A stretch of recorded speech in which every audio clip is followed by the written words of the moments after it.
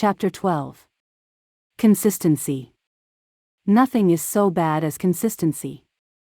There exists no more terrible person than the man who remarks, "Well, you may say what you like, but at any rate I have been consistent." This argument is generally advanced as the palliation for some notorious failure.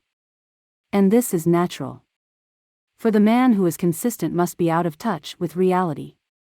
There is no consistency in the course of events, in history, in the weather, or in the mental attitude of one's fellow men. The consistent man means that he intends to apply a single-foot rule to all the chances and changes of the universe. This mental standpoint must of necessity be founded on error. To adopt it is to sacrifice judgment, to cast away experience, and to treat knowledge as of no account.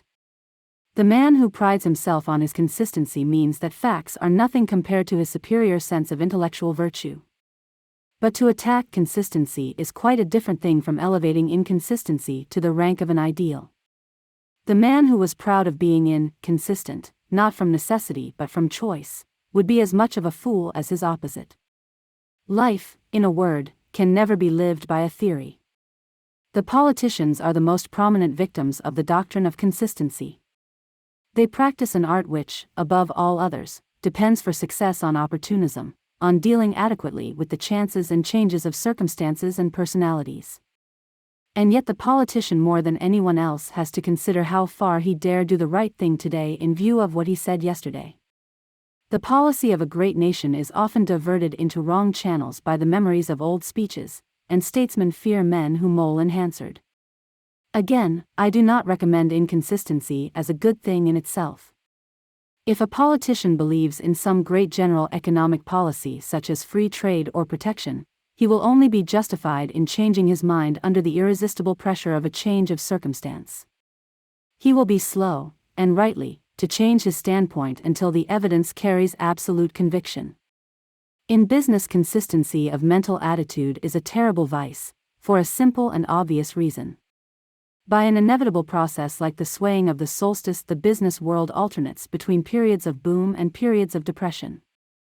The wheel is always revolving, fast or slow, round the full cycle of over- or underproduction. It is clear that a policy which is right in one stage of the process must necessarily be wrong in the other. What would happen to a man who said, "I am consistent. I always buy," or to one who replied, "No man can charge me with lack of principle. I invariably sell"? Their stories would soon be written in the Gazette. This is the most obvious instance of the perils of consistency in the world of business. But, quite apart from this, nothing but fluidity of judgment can ever lead the man of affairs to success. I once took the chairmanship of a bank which had passed into a state of torpor threatening final decay. There was not a living fiber in it, and my task was to try to galvanize the corpse. I sought here and there and in every direction for an opening, like a boxer feeling for a weak point in his opponent's guard.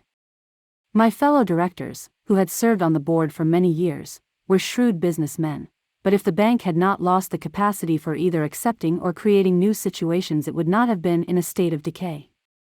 The board met once a week, and the directors gathered together before the meeting at the luncheon table. "What surprise proposal are you going to spring on us today?" they used to ask me. And the mere fact that the proposal was of the nature of a surprise was almost invariably the only criticism against it. I may have been wrong in surprising my colleagues by the various projects that I put forward, but in the propositions themselves I proved right.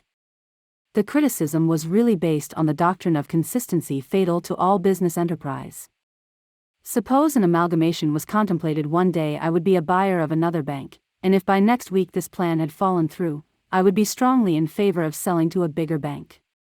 "But you are inconsistent," said my colleagues. My answer is that what the business needed was life and movement at all costs, and that buying or selling, consistency or inconsistency were neither here nor there. The prominent capitalist is often open to this particular charge. On Wednesday, says the adversary, he was all for this great scheme, on Friday he has forgotten all about it and has another one. This is perfectly true, but then between Wednesday and Friday the weather has changed completely. Is the barometer fickle or inconsistent because it registers an alteration of weather? Nevertheless, The men of affairs who follow facts to success rather than consistency to failure must expect to pay the penalty. Or at least, if they are to avoid the punishment for being right, they must take enormous precautions. The principal penalty is the prompt criticism that although the successful business man plays the game with vigor, nerve, and sinew, yet he plays it according to his own rules. The truth is that there is no other way in which to play the game. Fluidity of judgment, adversely described as fickleness and inconsistency, is the essence of success. But the criticism is damaging. There are only two ways of combating it, the wrong one and the right one. The wrong method is that of hypocrisy, claiming a consistency which does not exist. The right one is to cultivate the art of pleasing, so that inconsistency may be forgiven. Friends may thus be retained though business policies vary. This is the highest art of financial diplomacy. Those who by some misfortune of character or upbringing are incapable of this practice must make up their minds to face the abuse which their successful practice of inconsistency will entail. They will not, if they are wise, cultivate hypocrisy, not because the practice will damage them in the esteem of their colleagues and neighbors, for, on the contrary, it will enhance their repute, but because it will damage their own self-respect. They would know that they were right in following fact and fortune, and yet would be making a public admission that they were wrong.